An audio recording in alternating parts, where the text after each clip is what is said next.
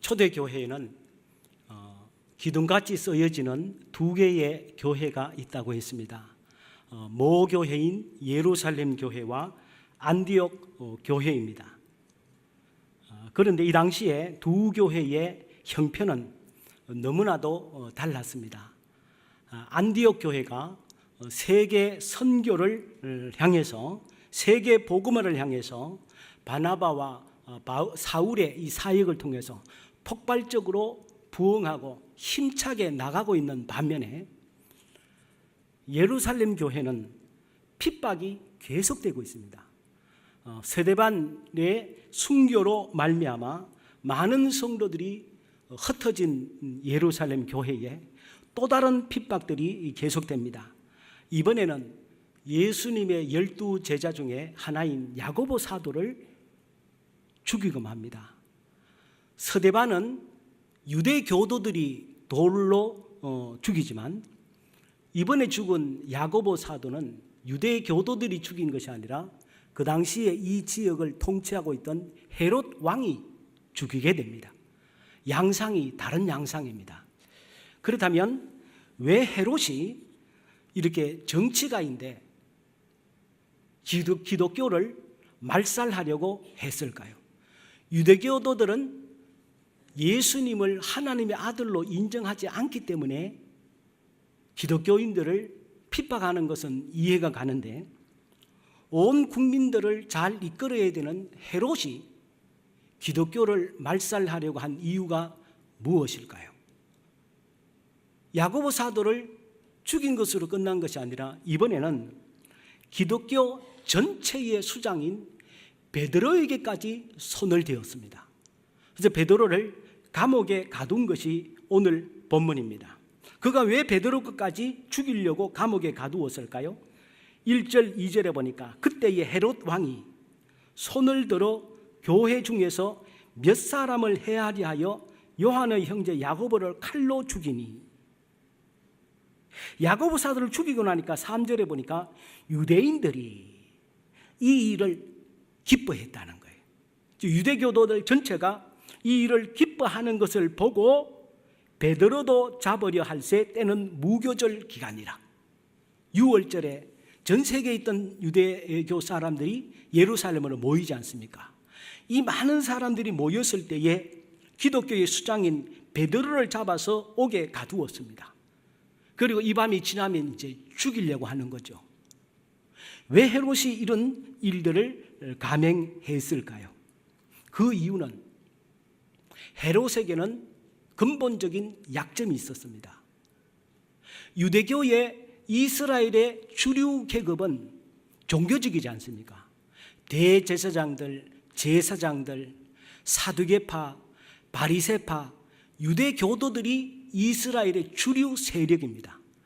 이들의 지지를 얻지 못하면 헤롯 왕 역시 자리가 위태위태한 것입니다. 그러니까 이 유대 교도들의 주류 세력의 지지를 얻기 위해서 기독교를 말살했는데, 이 헤롯은 근본적인 약점이 무엇입니까? 이 사람은 유대인이 아닙니다. 이 헤롯은 이스라엘과 오랜 세월 분쟁하면서 서로 죽고 죽이는 전쟁을 해왔던 에돔 족속의 후예입니다. 에돔 족속인데 로마 제국의 황제에게 잘 보여서 이스라엘 지역을 다스리는 왕으로 세워진 것입니다.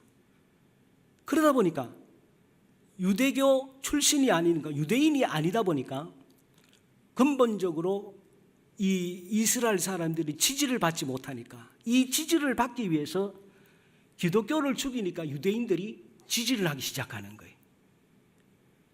그래서 헤롯은 무서운 음모를 꾸며서 기독교를 말살하려고 무자비한 박해를 한 것입니다. 여기에 유대교인들 같으면 그냥 율법을 가지고 핍박을 했지만 헤롯이 핍박은 완전히 다른 것입니다. 이것은 로마 제국을 등에 업은 엄청난 무력과 힘으로 제압하는 것이기 때문에 그 당시 교회로서는 감당할 수가 없습니다. 유대교의 핍박하고는 비교할 수 없는, 이것은 뭐 어떻게 대항해 볼 수 없는 속수무책의 양상으로 치닫게 된 것입니다. 다윗이 골리앗 앞에 선 형국입니다. 이 온 그 당시 교우들은 세상적으로는 할 수 있는 방법이 없는 것입니다. 이럴 때에 그들은 어떻게 이 상황을 극복했는가 하는 것입니다. 이 엄청난 무력 앞에 그 당시 예루살렘 교회 성도들은 세상 사람들이 생각할 수 없는, 세상 사람들이 봤을 때는 웃기는, 세상 사람들이 봤을 때는 말도 안 되는 일들을 하게 되는데, 그 이유는 이들은 대항하지 않고 도리어 모여서 하나님께 기도하기 시작한 것입니다. 합심해서 하나님께 간절히 기도합니다. 오늘 본문 5절에 보니까 이에 베드로는 옥에 갇혔다. 여러분, 야고보와 베드로의 입장은 다르지 않습니다. 베드로는 예수님 이후에 기독교 전체를 상징하는 수장입니다. 인물입니다. 그런데 이 사람이 옥에 갇혔다는 것은, 이것은 기독교 전체를 말살하는 상징적인 의미인 것입니다. 이 밤이 지나면 베드로는 죽는 것입니다. 그래서 베드로는 옥에 갇혔을 때에 교회는 그를 위하여 간절히 하나님께 기도했더라. 세상 사람들이 봤을 때는 웃기고 자빠진 것입니다. 저것 봐, 우리의 칼 앞에 방법이 없잖아. 이 정도로 말도 안 되는 싸움이 시작된 것입니다. 12절에도 보면 마가라 하는 요한의 어머니 마리아의 집에 가니 여러 사람이 거기에 모여 기도하고 있더라. 그런데 놀라운 사실은 이들은 하나님께 간절히 기도했는데 절체절명의 극박한 이 상황이 극복이 된 것입니다. 그리고 베드로가 감옥에서 나오게 되고 예루살렘 교회가 또 다른 하나님의 주신 사명을 향하여 힘있게 나아갈 수 있는 계기가 오늘 본문으로 통해서 이루어지게 되는 것입니다. 오늘 이 본문은 오늘 이 시대에도 내가 어떻게 할 수 없는 무력감을 느낄 정도의 엄청난 위기의 상황 속에 우리 그리스도인은 어떤 자세를 취해야 될 것인가 하는 것을 우리에게 가르쳐 주고 있습니다. 어려움을 당했을 때 하나님께 드리는 이 간절한 기도, 이 기도는 구체적으로 우리의 삶에 어떤 역사를 일으킬까요? 어떤 경험을 하게 될까요? 오늘 하나님께 드리는 이 간절한 기도는 첫 번째로 이 간절한 기도를 통해서 하나님께서 우리를 위해 일하게 하십니다. 하나님께 간절한 기도를 드릴 때에 하나님께서 우리를 위해 일하십니다. When I work, I work. When I pray, God work. 하나님께 기도하지 않으면 모든 일들을 내가 해야 됩니다. 내 능력과 내 경험과 내가 할 수 있는 것을 해야 됩니다. 그러나 하나님께 기도하면 하나님께서 우리를 위해서 일하신다는 거예요. 기도는 하나님으로 하여금 우리를 위해서, 나를 위해서 일하게 하시는 것입니다. 출애굽기 17장 11절에 보면 모세가 손을 들면 이스라엘이 이기고 손을 내리면 아말렉이 이기더니, 여기서 손을 든다는 것은 하나님께 기도하는 것이죠. 여기 이 아말렉 역시 에돔 족속의 후예입니다. 이 에돔 족속은 이스라엘과 끊임없는 분쟁을 하고 이스라엘이 출애굽을 해서 첫 번째 맞닥뜨리는 상대도 아말렉이고 이 사울을 목을 딴 사람도 아말렉의 자손이고 이 에돔 족속은 끊임없이 이스라엘과 분쟁합니다. 헤롯 역시 아기 예수님이 태어났을 때에 아기 예수님을 죽이려고 베들레헴 지역에 있는 2세 이하 유아들을 몰살시킨 사람이 이 아말렉의 후예, 에돔의 후예 헤롯 아닙니까? 세례 요한의 목을 딴 것도 이 에돔 족속 후예인 헤롯이고, 야고보를 죽인 사람도 에돔 족속이고, 잠깐의 적이 아닌 수천 년의 세월 동안 이스라엘의 적을 상대할 때에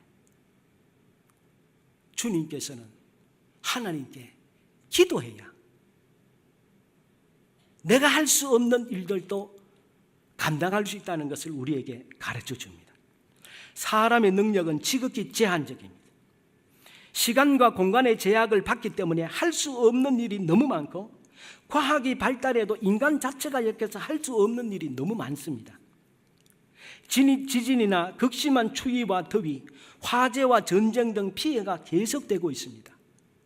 요즘 우리나라에 일어나는 불시에 일어나는 화재들 앞에 우리는 속수무책입니다. 인간의 무력함을 인정하지 않을 수 없습니다.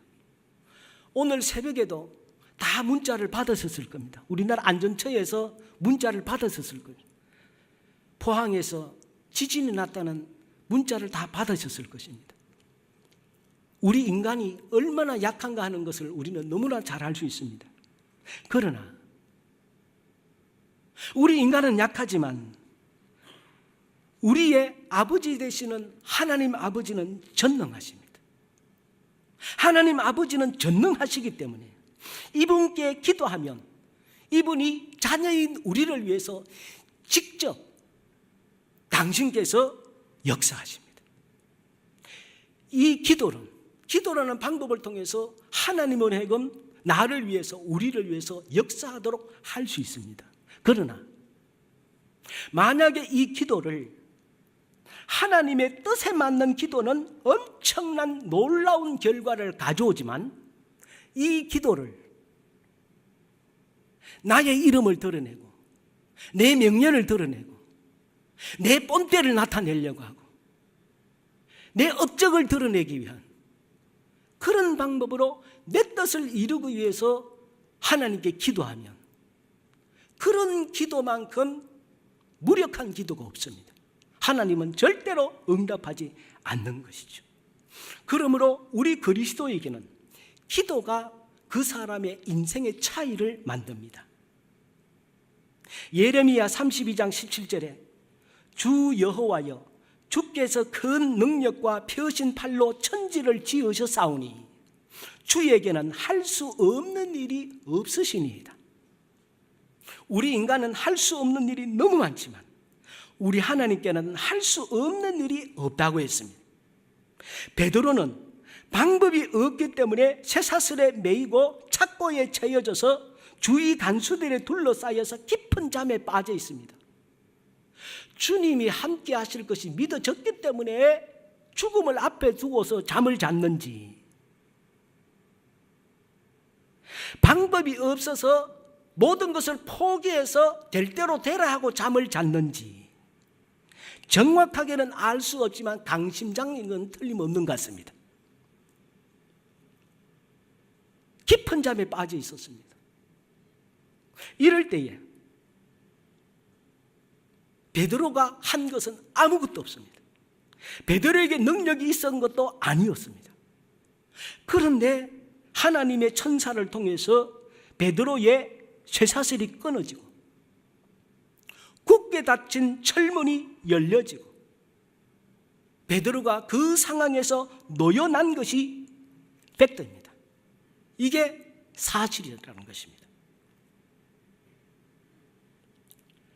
오늘 우리에게도 속수무책으로 당해야 될 일들이 많이 있지 않습니까? 답답하지만 어떻게 해볼 수 없는 일들에 처할 때가 있지 않습니까? 왜 나에게, 왜 우리 사랑하는 자녀들에게, 왜 나의 사업에, 왜 내가 하려고 하는 프로젝트에, 왜 내 상황이 이렇게 답답하게 됐는지, 어디에서부터 잘못됐는지, 이것이 어떻게 풀어져야 될지 이것이 왜 내게 닥쳤는지에 대한 전혀 깨달을 수 없는 오리무중 가운데, 흑암 가운데 놓여져 있을 때가 있지 않습니까? 어떻게 해볼 수 있는 지혜라도 생기면 좋겠는데 그것도 안 들어오고, 힘도 없고, 도움을 요청할 사람도 없고, 그냥 휩쓸려 가야 되는 상황이 우리의 인생에 살다 보면 있지 않습니까? 이러할 때 어떻게 해야 하겠어요? 이때에 우리는 어떤 태도를 견지해야 될까요?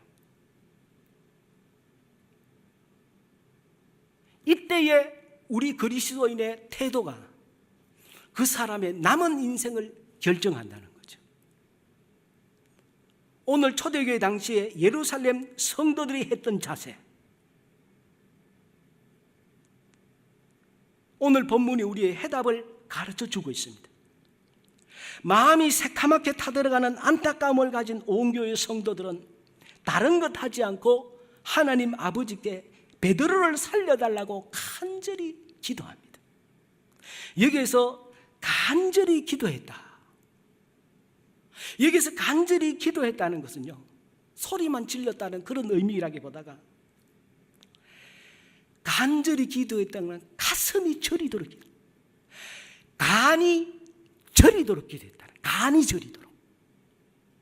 예수님이 겟세마네 동산에서 땀방울이 핏방울이 되도록 기도한 것, 이게 간이 저리도록 기도한 것이거든.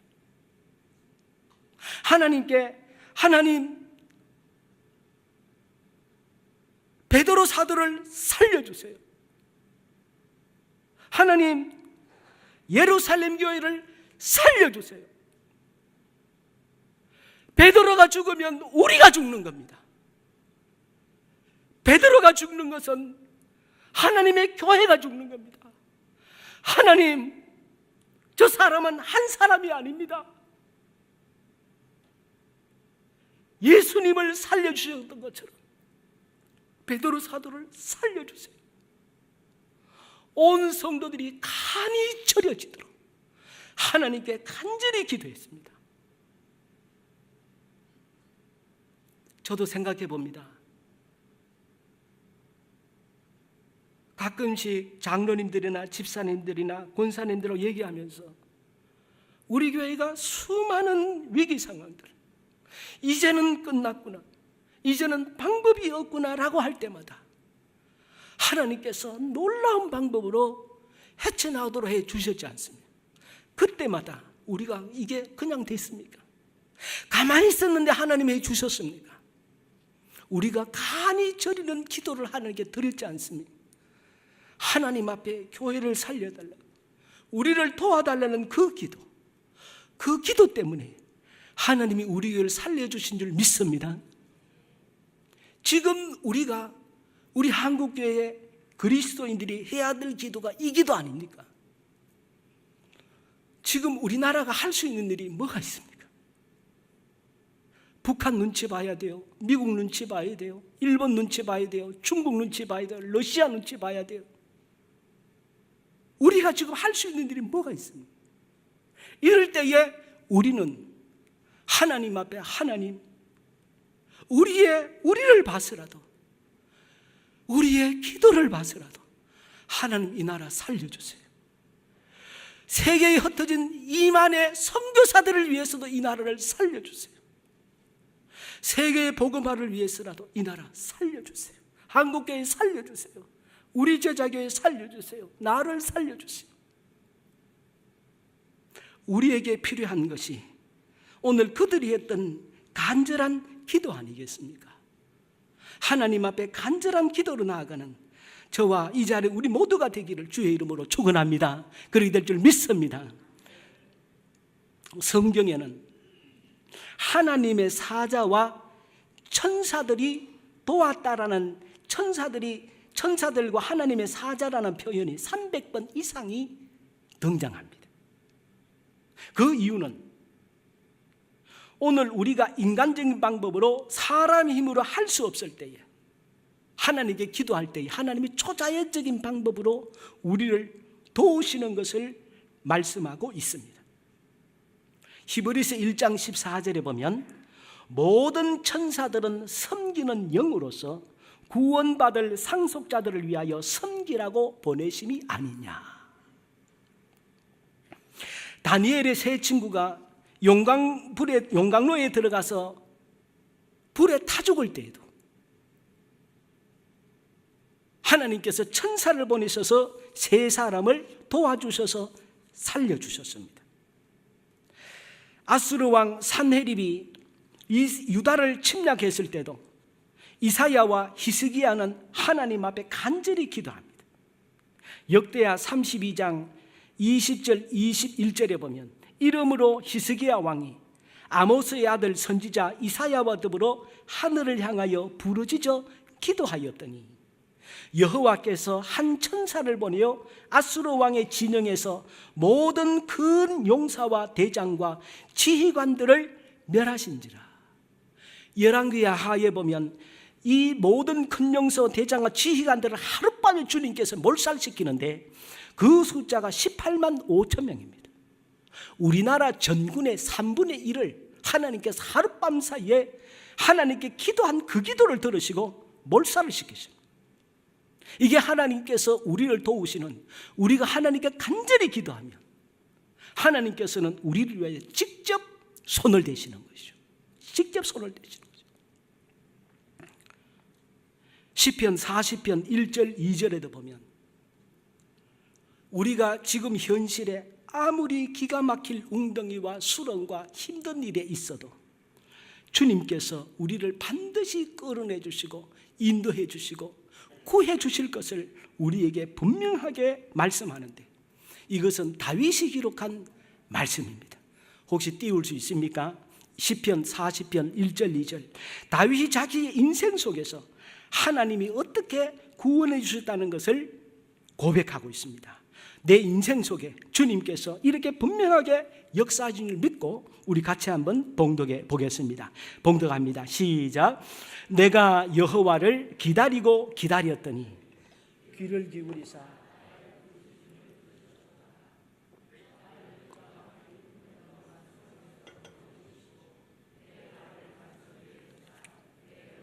견고하게 하셨도다. 사탄만큼 기도의 능력의 위대함을 아는 존재도 없다고 합니다. 우리도 마귀 때문에 고통을 당하지만 마귀 역시 기도하는 사람 때문에 미친답니다.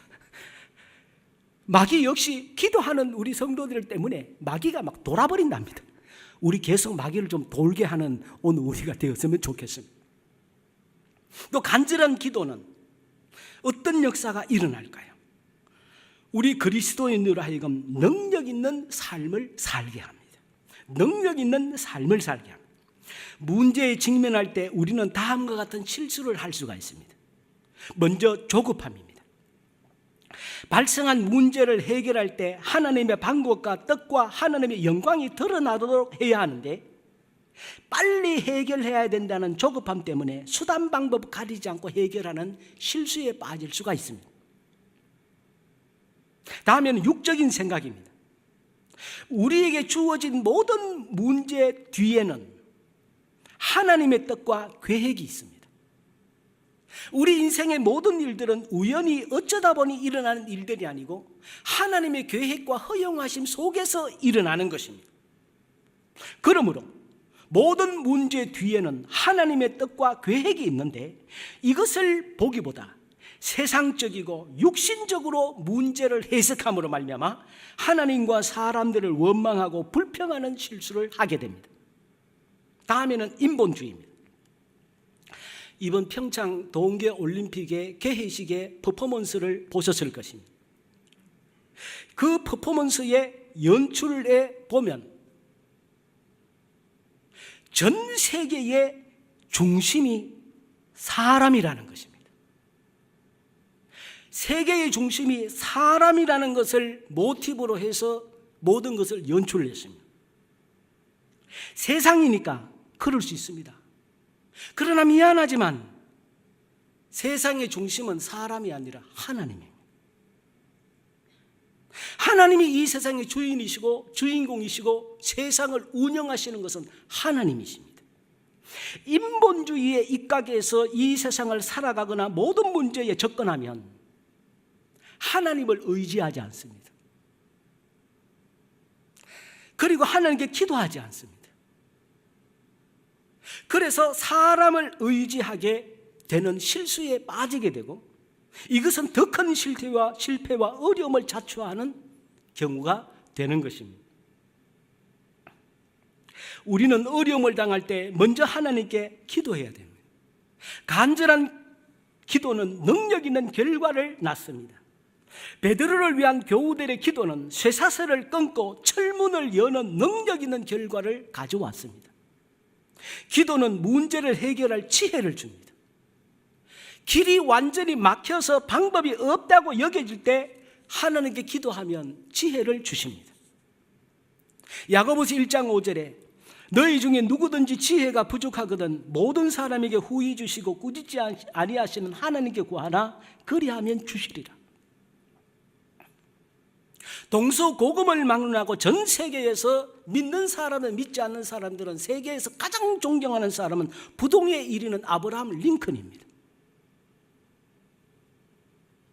워싱턴에 가보면 링컨을 기념하는 기념 자리가 가장 좋은 자리, 가장 큰 자리, 가장 위대하게 아브라함 링컨을 세워 놓았지 않습니까? 그가 전 세계를 위해서 뭘 했습니까? 사실 그는 그냥 하나님 잘 섬긴 것이고 노예 해방한 것입니다. 그냥 하나님을 높인 것입니다. 그런데 전 세계가 존경해요. 그는 어떤 신앙생활을 했습니까? 그는 이런 말을 합니다. 나는 어려울 때마다 무릎을 꿇고 기도한다. 어려운 때마다 무릎을 꿇고 기도한다. 나는 충분한 지혜가 없지만 기도하고 나면 어쩐지 하나님께서 특별한 지혜를 주셔서 머리에 떠오르곤 한다. 그래서 그는 일평생 어려움이 있을 때마다 하나님께 기도의 자리로 나아간 것이죠. 기도는 염려를 이깁니다. 빌립보 4장 6절에 아무것도 염려하지 말고 하나님께 기도하라고 했고, 베드로전서 5장 7절에도 너희 염려를 다 주께 맡기라. 이는 그가 너희를 돌보심이라. 기도는 염려를 하나님께 맡기는 것입니다. 기도하고 일었을 때 또 싸들고 가는 것이 아니고 실제로 맡기고 두고 가는 것이죠. 기도는 꿈을 이룹니다. 성경은 우리를 향한 하나님의 러브 스토리라고 할 수 있죠. 그러나 성경은 하나님의 러브 스토리일 뿐만이 아니라 하나님의 꿈이 담긴 하나님의 드림 스토리죠. 하나님의 사랑을 깨달은 사람이 여기에서 머물지 아니하고 이 세상을 향한 하나님의 꿈을 이루기 위해서 하나님이 주신 사명을 향해서 붙들고 살아가는 것, 그리고 어떻게 살아야 될지를 가르쳐 준 것이 성경 아니겠습니까? 하나님께서 베드로를 살리셨습니다. 왜 베드로를 살리셨을까요? 야고보는 죽었는데, 스데반은 죽었는데 왜 베드로는 하나님이 살리셨을까요? 스데반이 베드로보다 못했을까요? 야고보가 베드로보다 똑똑하지 못했을까요? 능력이 부족했을까요?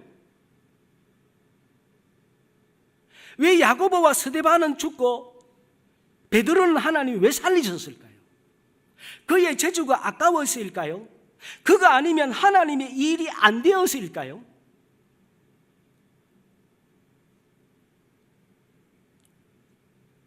하나님이 베드로를 살리신 유일한 이유는 그가 똑똑해서도 아니요, 그가 필요해서도 아니요, 하나님께서 베드로 그에게 주신 사명이기 때문에 하나님의 꿈을 하도록 하시기 위해서 하나님께서 그 사명 때문에 그를 살리셨다고 하는 것입니다. 하나님께서 오늘 우리를 살리고 계신 것은 무엇이겠습니까? 우리도 얼마나 두렵습니까? 이제는 어디에 들어갔을 때 화재 나지 않을까 겁나지 않습니까? 사람 많은 곳에 갔을 때 폭탄 터지지 않을까 겁나지 않습니까? 저도 실제로 겁이 났습니다. 제가 한번 설교 시간에 말씀드렸습니다마는 LA 공항이 폭탄 떨어질까 봐 제가 정말 나갈 때까지 저는 다 봤던 사람. 그 정도로 겁이 나더라고요. 그런데 하나님께서 오늘 우리를 살리신 이유가 무엇이겠습니까? 그 이유는 오늘 우리에게 하나님께서 우리로 하여금 할 일이 있기 때문인 줄 믿습니다. 할 일이 있기 때문에. 나를 통해, 우리를 통해, 우리 제자교회를 통해, 한국교회를 통해, 이 나라를 통해 하나님의 꿈을 이룰 사명이 있기 때문에 하나님 오늘 우리를 데려가지 아니하시고 이 세상에 존재하도록 하십니다. 그러나 하나님의 꿈은 아무에게나 통해서 하시는 것이 아니라 기도하는 자를 통해서 하나님은 당신의 사명을 감당하도록 하십니다. 기도하는 자를 통해서 이루실 하나님의 사명이 오늘 이 자리에 우리에게 있습니다. 기도하겠습니다.